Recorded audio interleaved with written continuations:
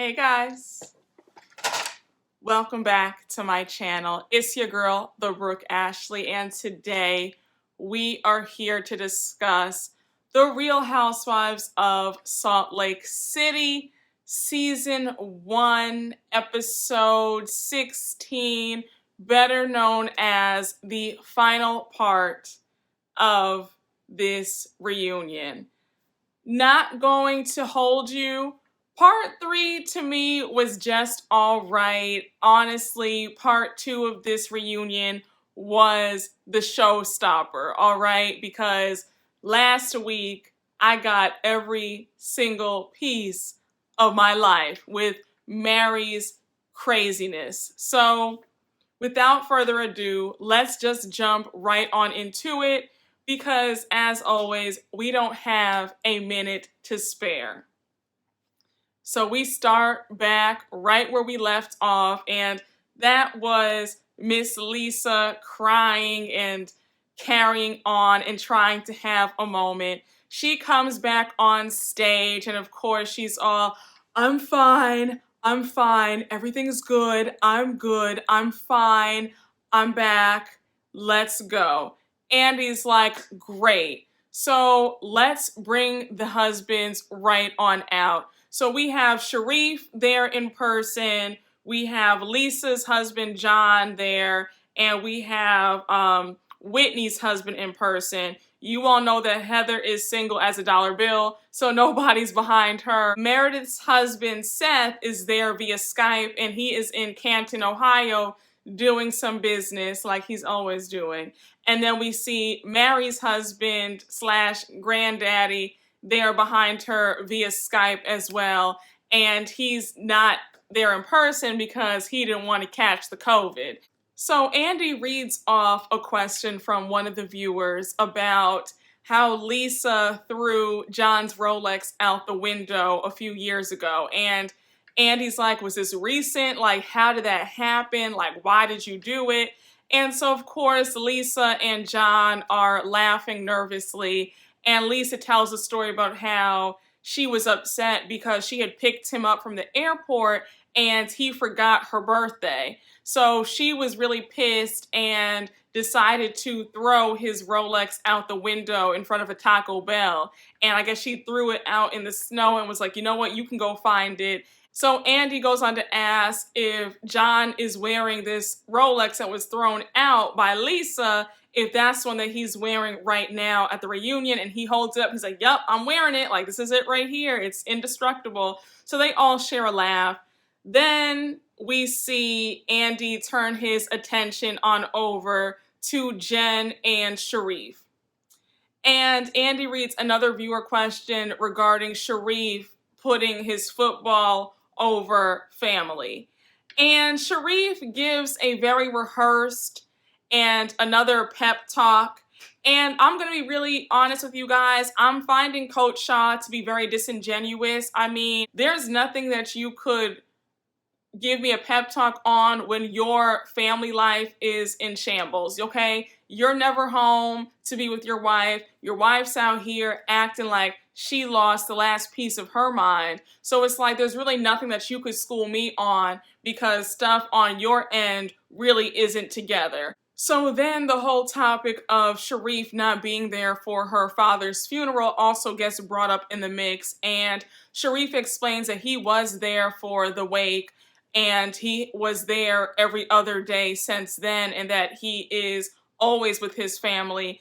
And then Andy goes on to ask Jen a question if she's still resentful about him not attending the funeral. And Jen starts crying and she just says that Sharrieff is there for me and the family, and she just doesn't really want to dwell on it. So now we move on to Whitney and her husband, Justin.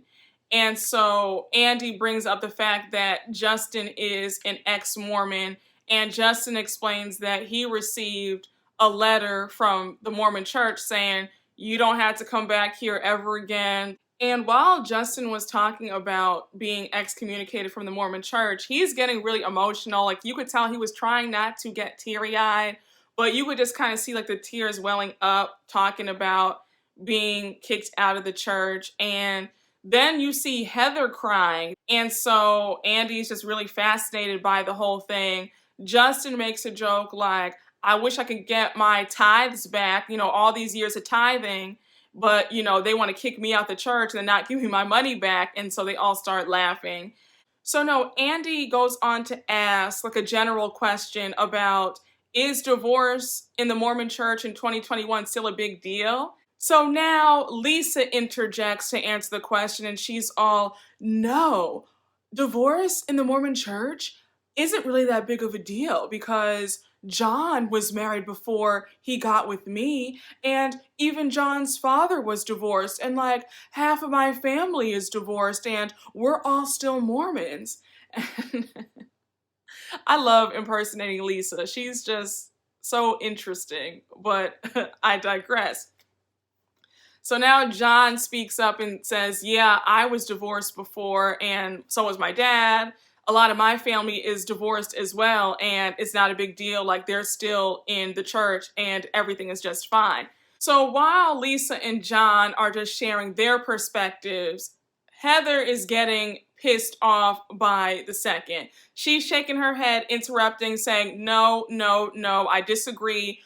In Mormonism, it is still a very big deal regarding divorce. Like, in the eyes of the Mormon church, I guess she said she's still sealed to her husband. And so Andy goes on to ask what that means. And then Lisa goes on to say that I guess when you're sealed, that means that you are married to this person in this lifetime and in eternity. So Lisa goes on to say that me and John are sealed for this lifetime and eternity, okay? And then Heather is getting more annoyed, and she goes on to say that she can't become unsealed until she can get permission from another Mormon priest.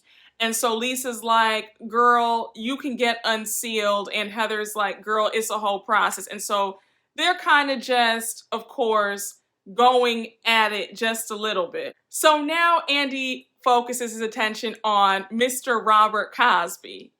And you already know it's about to be some mess, all right? And Andy's first question is, Robert Sr., what were your initial thoughts about Mary joining the show? And he was shaking his head like, nope, I was not here for it. And so you see Mary turn to him, and she's like, shut up. Like, yes, you were. You were okay with me being on this show. Like, you liked the show. You didn't mind it. And so they're kind of bickering back and forth. And when I tell you, her and Robert are a complete mess. Okay, I said between their dynamic being weird and Mary being a weirdo herself, and she's with this ornery old man, I was just like in tears at how they were kind of bickering amongst each other. I thought it was too much.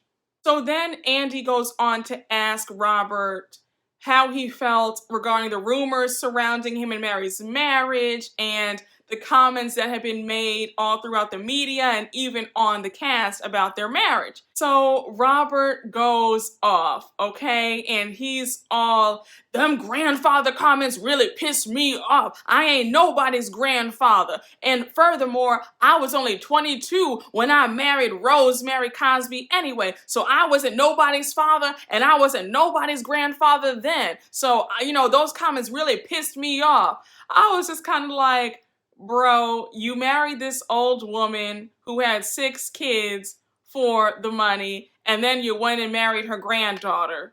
Just a mess. So knock it off, please. So now at this point, a very taken aback and amused Andy goes on to ask about their marriage and what the dynamic is like.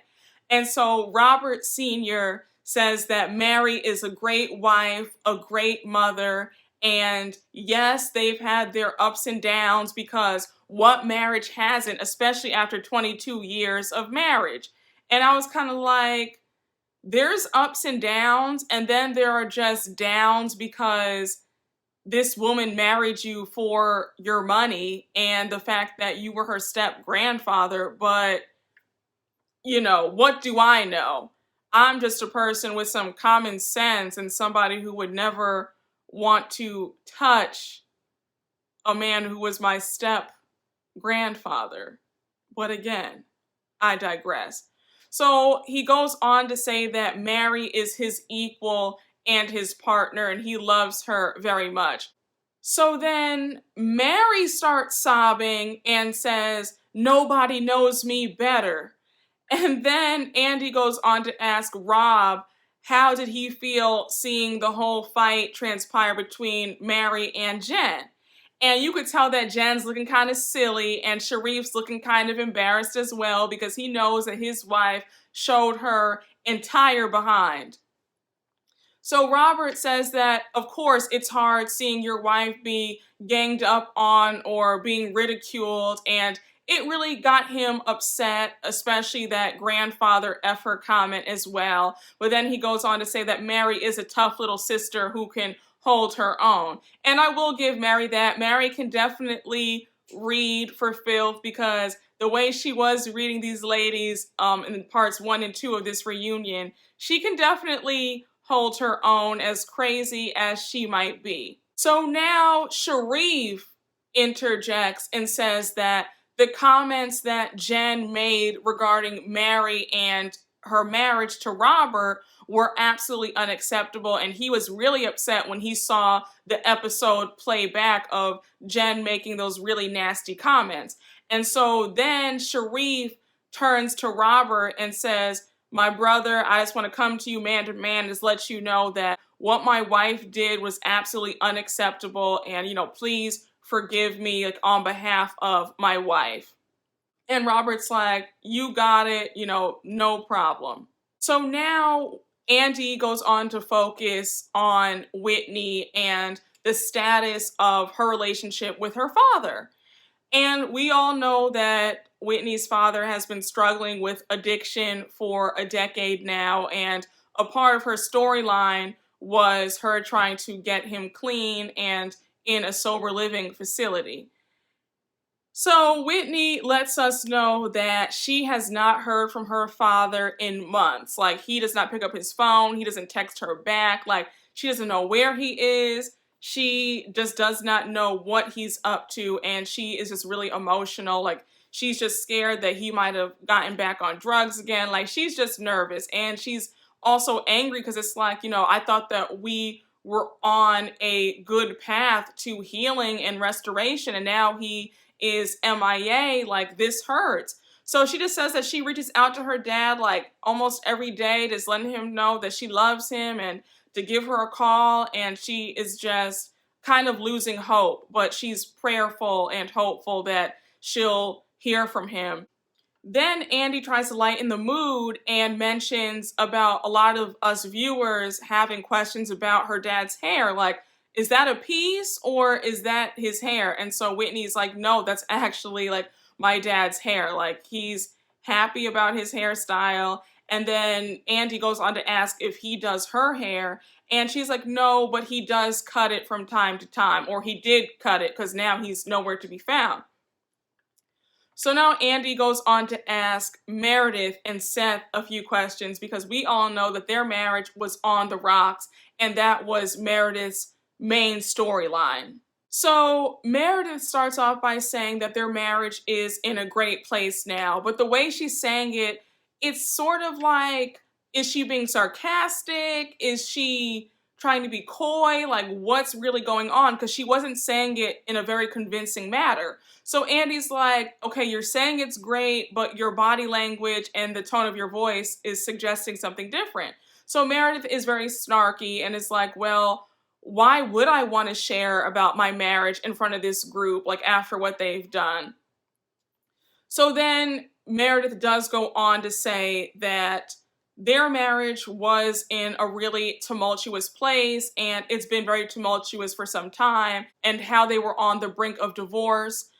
Seth goes on to say that he had filed for divorce, and then Andy goes on to ask the question about were they dating other people, and Seth says, yeah, but like not really, because I was just never able to get over Meredith. Like, I'm in love with this woman, so it didn't really I couldn't focus on another woman. Like, I'm just stuck on her. So then Seth also admits that he's pretty much been the one who needs to be blamed for the demise of their marriage, because he was always so focused on work and his kids, but he didn't focus on being a good husband to Meredith. So he owns up to the fact that she was a great wife, but he just has been a very bad husband. Meredith does admit that the show has definitely saved their marriage, and without the show, they definitely would have been divorced. So then Andy goes on to ask Lisa how she feels since they're back together. Lisa gets really emotional and tells Andy that she's just so happy that they were able to work it out, how they couldn't work it out fast enough, and how since Meredith is her best friend and John is really good friends with Seth, like, she's just really happy that her friends were able to get back together and make it work. She's just ecstatic, over the moon. And so she's getting really choked up, like she's getting teary-eyed. Then all of a sudden, Miss Heather interjects and makes it about herself. Now, Heather, I have to get you together because you looked panini pressed to just be on Lisa's case for no reason. Like, you really put Lisa on this pedestal, and it's very weird. Like, you really view Lisa as the cool girl, because I was just really shocked at how you were getting mad at her for crying about her best friend being on the brink of divorce and getting back together with her husband and making it work. And so Heather goes on to say, you know, it's just really funny to me at how you're so dismissive about divorce in the Mormon church, but then, you know, you see your friends who were on the brink of divorce and you're sitting there crying over them, but you didn't cry for me. And it's like, sis, you and Lisa are not friends, so why would she be crying for you? And then Lisa's like, girl, I was not dismissive of what you were saying. I told you, you know, I feel for you. That's sad, but this is my best friend who was going through it. So of course, my emotions are going to be a little bit more heightened for her than they are going to be for you. Heather, which one is it? You told Lisa in last week's episode that she was in last place and damn near a loser and you couldn't stand her, didn't want to be friends with her, but now you're sitting up here upset that she wasn't crying over your plight, but she's crying over her best friend.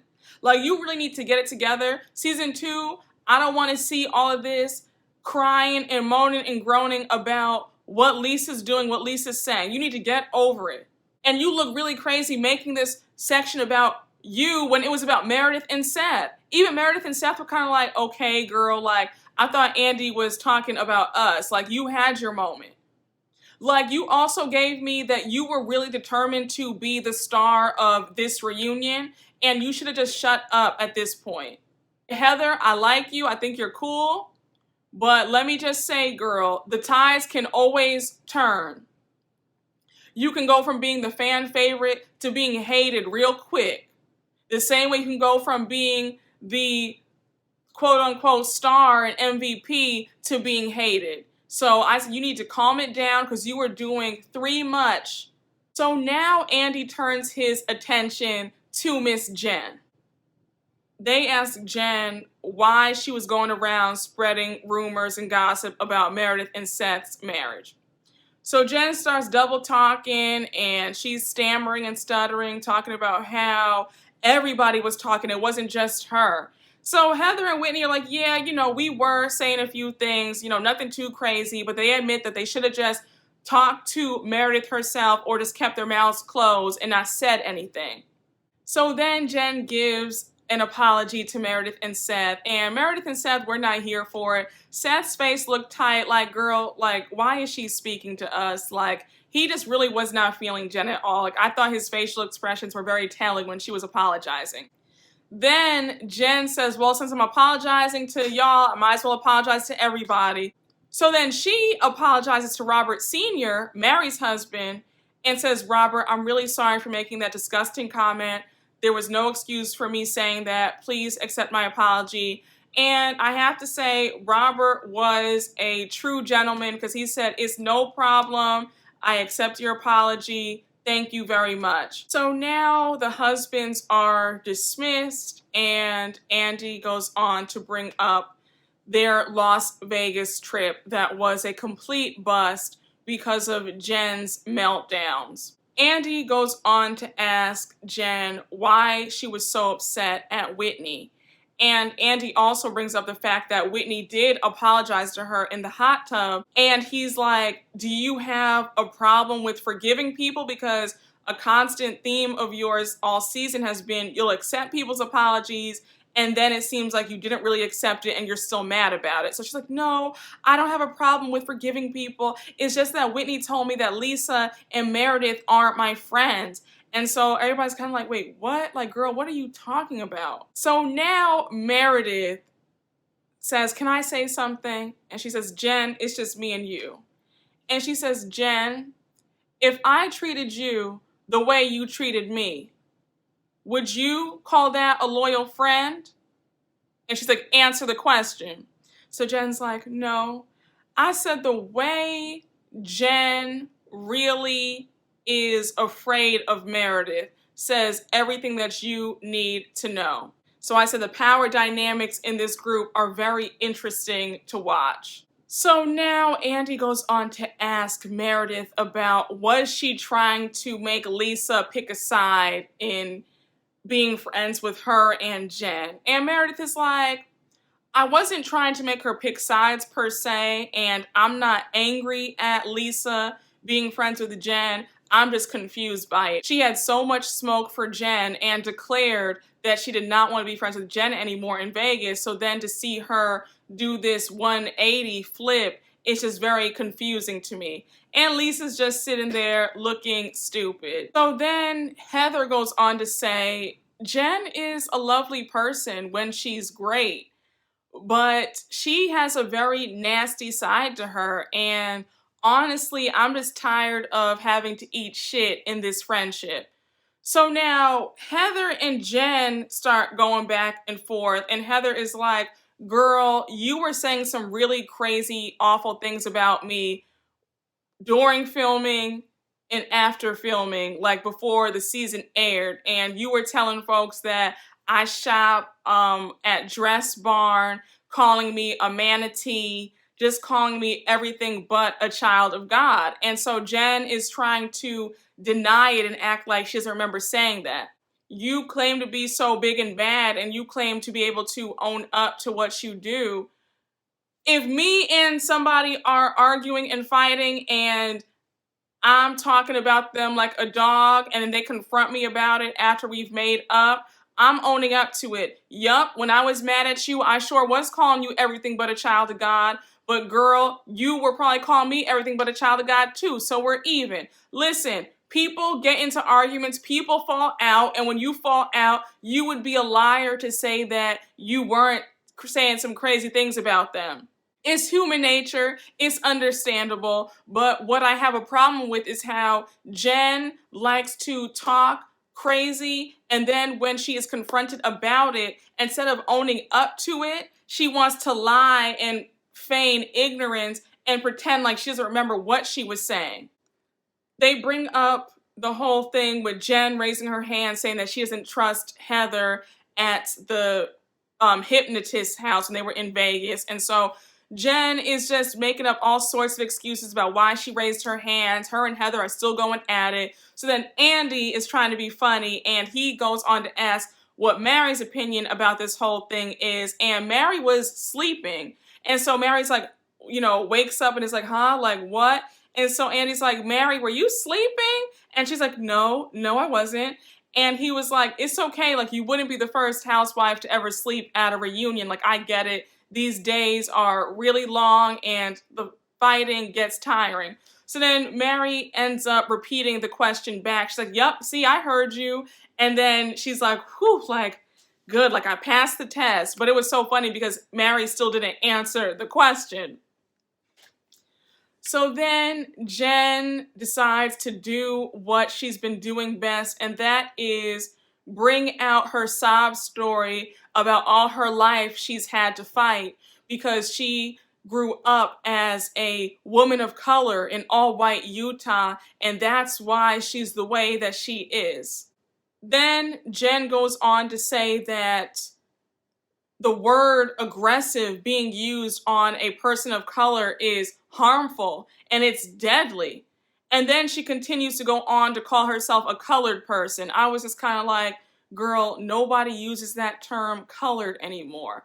So let me just stop right here and just say that I found Jen and this whole bringing up race to be very performative, and I can tell when somebody's doing it to gain sympathy and to get out of answering the hard questions. Jen was getting tired of having to own up for the part that she played in the mess this season, and so she said, let me just pull out the race card.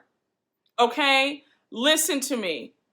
I was not here for it at all. It felt very fake, it felt disingenuous, and it felt phony. And the constant, right, Mary, as two women of color, it was like, girl, let Mary sit this one out. This is because of you not wanting to own up to all of your BS. I was so tired of it. I mean, I was so done. And y'all know me, I will call out racism in a heartbeat. Do you hear me? But what I saw here was, let's use this as deflection because I don't want to answer the questions and I don't want to own up to my stuff. That's what I saw.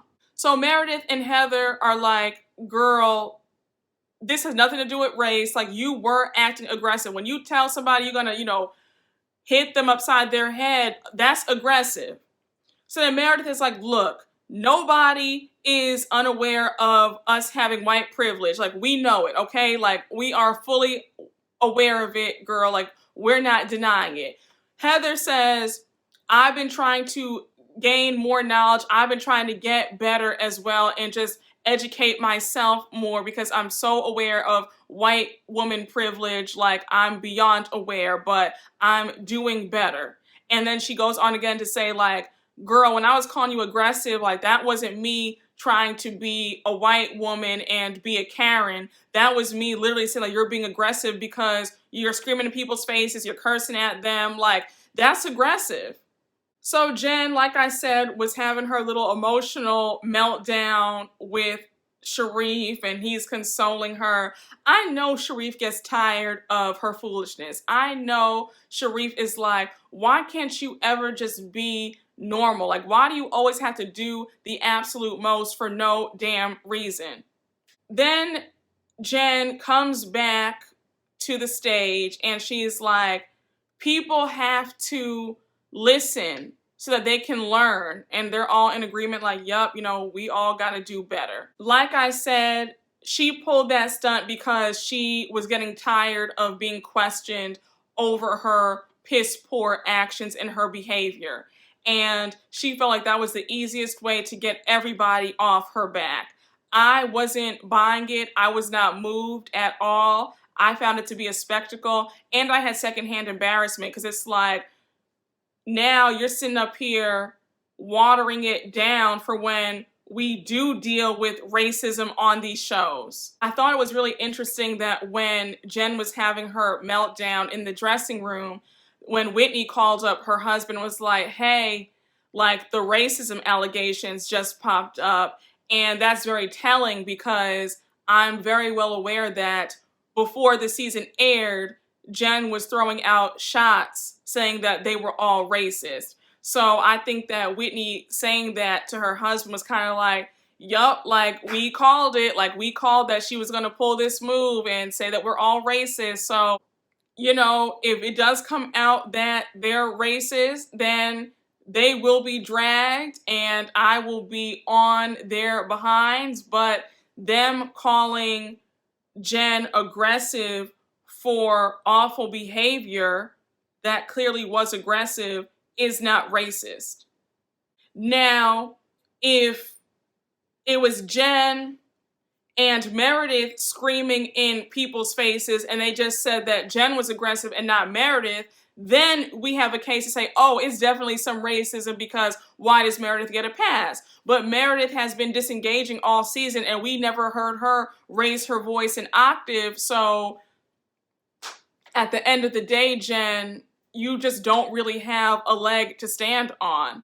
So now we wrap up the reunion with Andy asking the ladies what they learned about themselves this season. And so Lisa starts it off by saying that she wants to improve on her listening skills. And I said that's very admirable of her to say that because her listening skills are poor. Mary says that she wants to be a better, communicator, because the way that she says things does come off as very rude, just very nasty, and she wants to be better with that. Jen says she wants to work on her communication skills as well, because her communication skills are that of a 5-year-old's. They're awful. So then Andy goes on to ask Meredith what she learned about herself, and Meredith was pretty much like, look, I was just fine, okay? Like, I was damn near perfect. In all seriousness, I learned that these ladies were awful friends to me while I was great friends to them, and something needs to change. And I was cracking up because Meredith was like, nope, I don't need to improve on anything. I'm damn near perfect. I said, I know that's right. Whitney says that she needs to work on her timing. And yeah, because relaying information the way she did at Sharrieff's party was not cool at all. Heather says that she wants to be better at finding her voice. And I was like, Heather, I'd say you found your voice, because the way that you were reading and gathering everybody, especially Miss Lisa and Jen at this reunion, I definitely think that you found it, okay? You found it all the way, because you were not letting them breathe. So then they close it out and they toast with a meatball on a stick, because we all know that Heather loves some good old meat on a stick, child. They toast it out and everybody is happy, and it seems like the group is on a good trajectory. And then the fake snow comes down and they're all excited, and that was the reunion. So overall, this was a solid first season for a brand new cast. I enjoyed myself. I hope you all enjoyed my recaps. I hope you all enjoyed this recap. I also hope that you guys enjoyed my Lisa impressions. But again, hats off to them. I was entertained. And you guys already know what to do. Make sure to like, comment, and subscribe. And I will see you guys later. Bye.